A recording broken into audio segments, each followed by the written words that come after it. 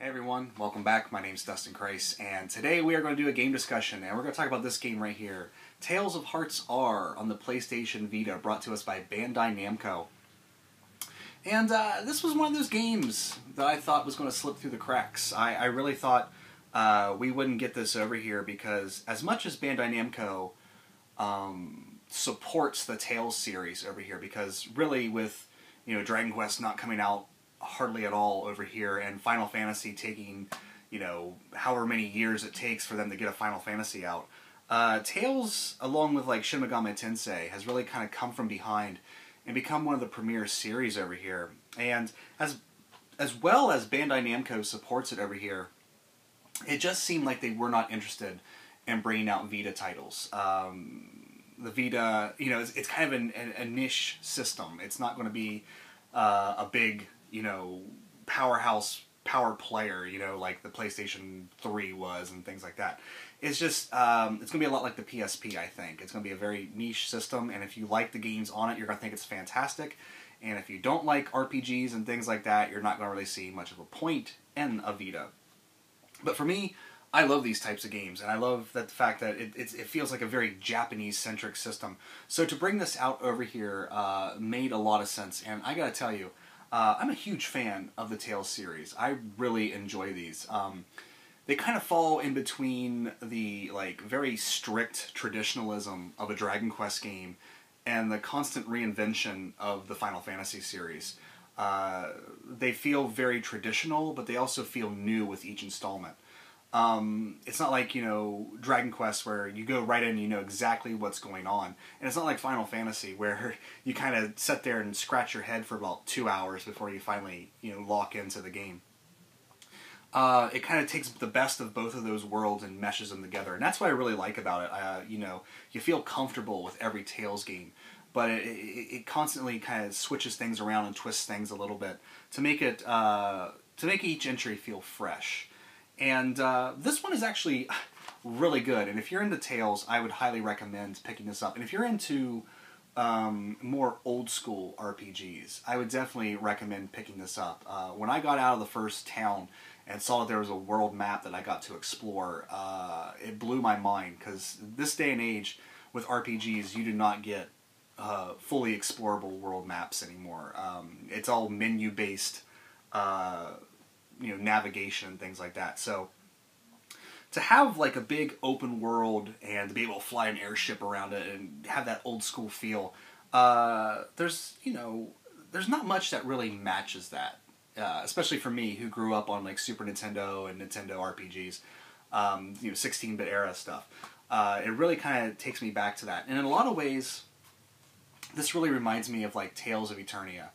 That I played on the PSP. It really has that old Tales feel, and with that, when we get to the gameplay, we'll talk about how like the combat feels a bit clunky compared to like Vesperia and Exilia and Graces F and things like that. But for a great sort of classic feeling of an RPG, you really can't do any better than this. It's really good, and it's really great that we got it, because we missed out on this on the DS. For some reason, I feel like handheld RPGs are a good sell over here, because the people that own the handheld systems usually like to play RPGs. And it's weird that on the DS we didn't get any of the Tales games over here. And basically on all the systems but the 3DS, we got Tales of the Abyss on the 3DS, but it's kind of weird how we didn't get a lot of the portable Tales games over here to play, because I feel like that's the base for these handheld systems, but I could be wrong. I might be just living in my little bubble of RPG love here. But I know a lot of people out there aren't really crazy about the Tales series. I think Arrow is kind of ambivalent towards it. I don't think RPG Swagman has played very many of them. I could be wrong on that, but I think that both of those guys are not too hip on the Tales series. But I personally love it, and I think this is a great entry. The storyline, in a lot of ways, the story kind of feels like every other Tales game you play. You start out as like this very naive, idealistic character named Core, And eventually he runs into these two characters, namely Kohaku.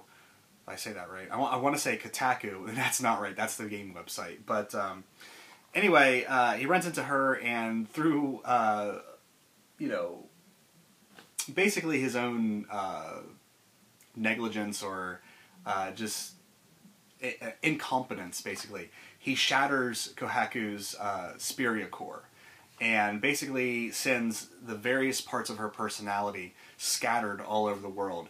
And, you know, being the nice guy that he is, he decides, well, God damn it, I need to go out there and I need to help this girl out and get all of her parts back. So you kind of travel around the world looking for pieces of her Spiria core and to get her personality back. And of course, you meet several interesting characters along the way, and of course it turns into a much bigger deal than when you start out. All RPGs kind of start off on this very innocent feeling sort of journey, and then it ends in, you know, world-shattering consequences, of course. The thing with the Tales series, and it's usually every Tales game I feel this way, when I first meet characters in a Tales game, I'm usually, like, not too keen on them. Okay, I get it. You're the annoying anime girl, that's fine. Oh, you're the old guy that gives sage advice, you know. All the characters kind of fall into the archetypes. But then again, by the end of the game, I'm like, oh my god, this is like the best cast of characters ever. I really enjoyed the characters in this game. And this is one of the more skit-heavy Tales games. It feels like after every event, there's like 5 or 6 skits that you can watch. And I don't feel like the other games were that skit-heavy. There is a problem with the skits. We'll talk about that when we get to the audio. It's not a big problem, but a lot of people out there have a lot of mixed feelings about it, and we'll talk about that a little bit later. As far as the gameplay goes, this is old school RPG stuff. You have a world map, you travel from town to town, you have to solve problems in each of the towns, you know, and eventually it gets into a much larger, more cohesive story. But, you know, the first, I don't know, maybe 8 hours is basically going around trying to help Kohaku out. I'm probably mispronouncing that horribly. But anyway, once the main thrust of the storyline gets going, it's very interesting, but at the same time, it feels very... I just went back to the storyline. I was talking about gameplay. God damn it. Oh, I need to do more of these videos. I'm getting rusty. But anyway, we're not going to talk about the storyline anymore. I already talked about it. Classic. Good feeling. The gameplay, you know, you travel around town to town solving these problems, and travel through dungeons like you normally would. The thing of it is the combat, it doesn't feel as silky smooth as modern Tales games do. Exilia's combat was so fast and fluid, and I felt like I was just pulling off combos left and right. And with this game, you have your normal attacks and your arts like you do in every Tales game. And it's like, you have like 5 attacks with your sword, and then there's a pause. Like, he just stops attacking. And it takes you a long time to kind of get back into that more old school Tales rhythm.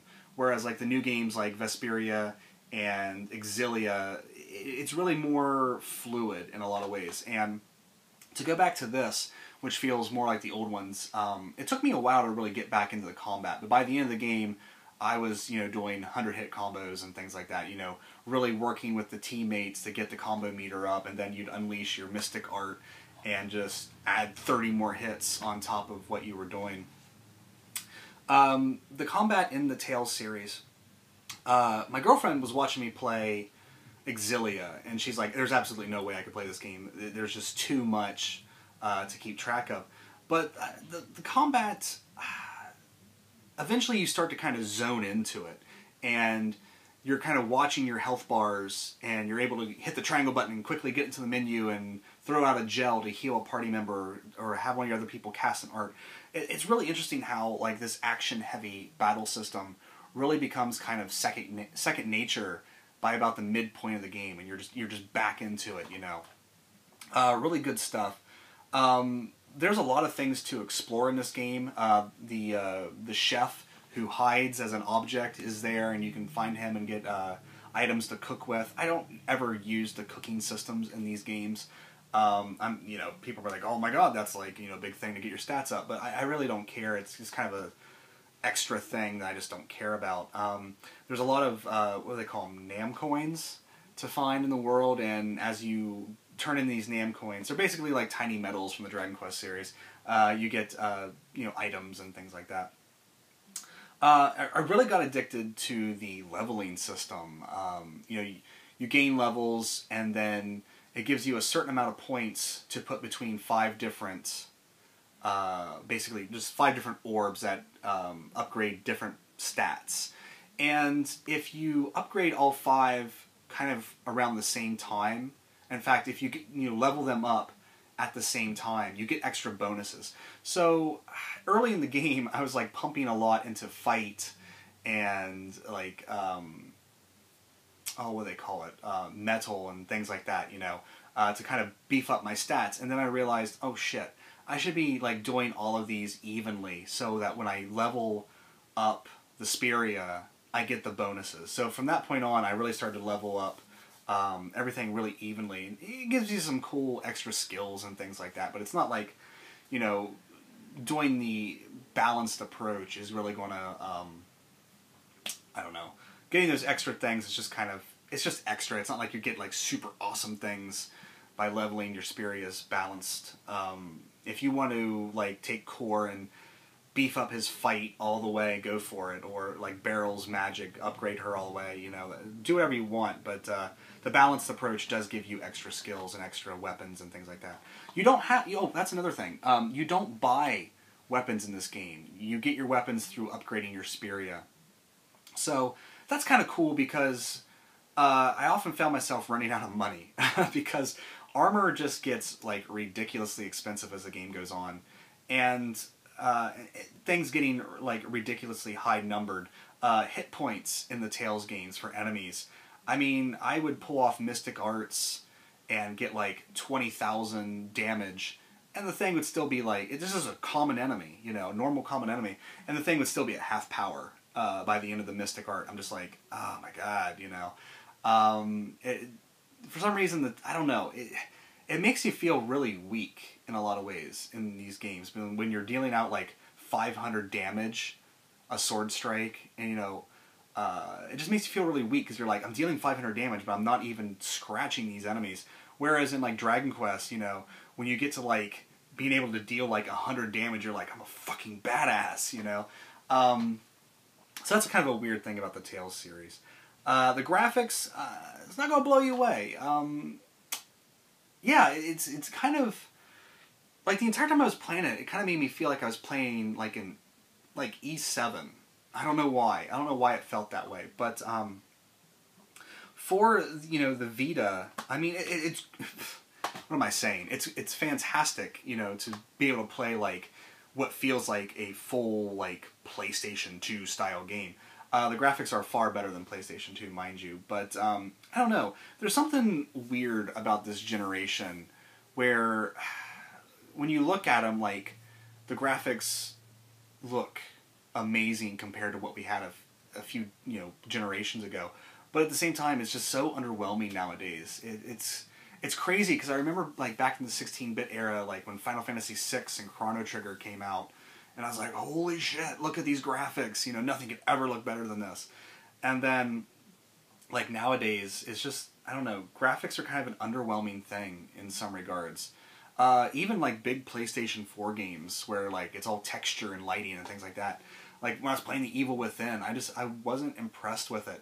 And maybe it's because, like, it might be because, back in the day, we went from like the 8-bit to the 16-bit, and then once we got to the 32 and 64-bit systems, we started going to the 3D models. And I think it's because 3D modeling has been around so long that it's just kind of underwhelming for me. And I get more excited nowadays when I see like sprite work and things like that. So the graphics are really good. There is anime cutscenes in there, and some weird like static animation cutscenes where it's just like one scene. It just shows like two people standing there, and then they just talk back and forth with no animation. It's kind of weird when you have the actual full anime cutscene in there. Like, why couldn't they just do that as well? I don't know.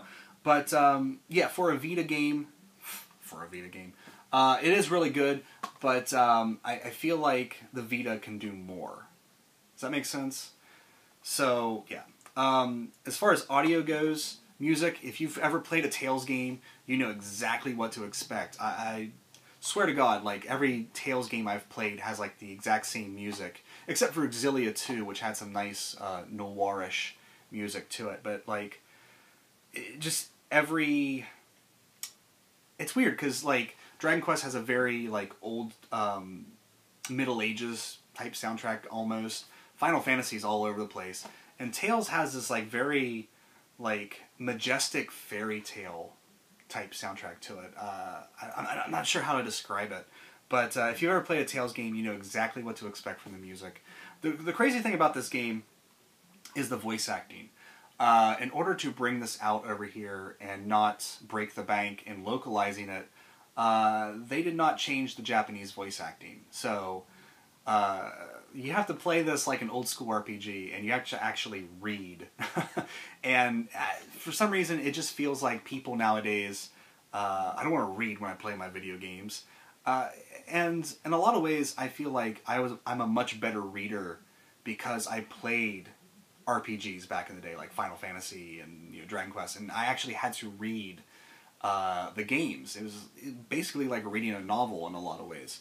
And now that the voice acting is a very prominent thing, it seems like people are getting lazy and not wanting to read anymore in video games. And I actually found this really refreshing to actually have to read. Some people have brought up that it kind of ruins the skits in some ways, because the skits are all about the voice acting, and to kind of read it, I guess, takes away from it. But I was laughing a lot during the skits. There were some that are just really, really funny. And the fact that I had to read it didn't really diminish anything. In some ways, it actually was better, because I feel like whenever they bring out an RPG over here, the voice acting is just all over the place. You always have to have the cutesy little girl with the squeaky voice that drives everyone nuts. And I don't know, Japanese RPG voice acting is always hit or miss with me. So I was actually really okay with the fact they left the Japanese voice acting in this, because a lot of times when I was playing this, I was around people and I'd have the volume turned down anyway, so it didn't really affect anything as far as, I was concerned. But, yeah, that's sort of my thoughts on Tales of Hearts R. Really good game. And, it being an RPG on the Vita, I think a lot of people out there probably won't give it a shot, but you really should. The Tales series, if you're like me back in the day, when I was a kid, I wouldn't touch an RPG unless it was Dragon Quest or Final Fantasy. Because I was like, why would I want to play a lesser RPG, And then I got older and I started getting more open-minded. But if you're like me and you only want to play certain games, definitely give this one a shot. I don't know if the price will drop. I don't know what the print run was on this. It'll probably end up being a rarer game someday, I think, because that's how these things usually go. But as far as the Tales games go, there are better Tales games, I'm not going to lie. But this is a really good one, and by the end of it, I was really, really enjoying my time with it. It feels like the encounter rate is pretty high in this, though, so be aware of that. You're going to be fighting a lot in this game. So if you don't like the battle system in Tales, maybe this one is not the one for you. Maybe go with, like, Exilia, where you can avoid enemies on the screen if you want to. But, yeah, it's great to see the Vita is still being supported over here, because I actually really love the Vita. I think it's one of those systems, it's like the PSP. It's like no one, except like Japanese RPG companies, know what to do with it. And we only see a fraction of what they get over in Japan. So it's really kind of a sad thing over here in the States, because I feel like the Vita could be so much more than what it is. And maybe, once they get the custom firmware situation, which I think they already have custom firmware for it, it'll probably be just as indispensable as a PSP for a multi-use system. So anyway, definitely check this one out. I think it ended pretty high on my Game of the Year list, which I should actually talk about something here since we're done talking about this. I still got the Dragon Quest video to do of all the Dragon Quest collections, and they're sitting here, and I just need to find the time to do it. Maybe I'll film one later tonight or something. But as far as the Game of the Year video goes, I think it's going to be like early January when I do that. Maybe early to mid-January. I kind of want to play Persona Q to get it on the list, but at the same time, I really need to play Persona 3 before I play Persona Q, so I get all the references and stuff. So I don't think I'm going to get the Persona Q this year. But I guess that's really it. I don't know. I thought that'd be a bigger thing than what it was. But I haven't got to Persona Q yet, and I don't know if I will. Next, after this being my handheld game, I'm getting ready to boot up Persona 3 portable. So that'll be fun. But yeah, still plugging away at Dragon Quest 7. That's a huge game. It's just a huge, huge game. But anyway, I don't know if we're going to get another episode of the podcast in before the end of the year. We might try after Christmas to do something. I need to talk to those guys. But hopefully in the new year I can start pumping out videos. It seems like things are calming down now, so hopefully I can start pumping out more videos, getting more games done, and doing more things. But this might be the last video of the year. Unless I do the Dragon Quest thing, which I need to do. We'll see. But anyway, like I said, Tales of Hearts are great game for the Vita. Especially, you know, there's not a lot of games out there for... I mean, well, there are a lot of games out there for the Vita, but I don't know, for some reason, like...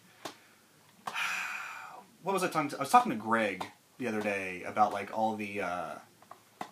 we were talking about XC, because we were talking about Ys and Trails in the Sky. And I'm getting kind of sick of, like, the NIS stuff that they put out. And I'm getting kind of sick of the stuff that XC puts out, because I have no interest in Senran, Kangura Burst, or any of that kind of stuff anymore. And I feel like the resources that are going towards these games, like Akihaba's Strip, is that what it was called? I feel like the resources going towards that could be going towards getting second chapter out a lot quicker, but that's just me. I don't know. So, I don't know where I was going with that. I don't know. I need to end this video. I'm rambling now. Anyway, Tales of Hearts are. Check it out. Oh, because of games on the Vita. That's what it was. Done. Alright, I want to thank you guys so much for watching. Take care. I'll see you next time.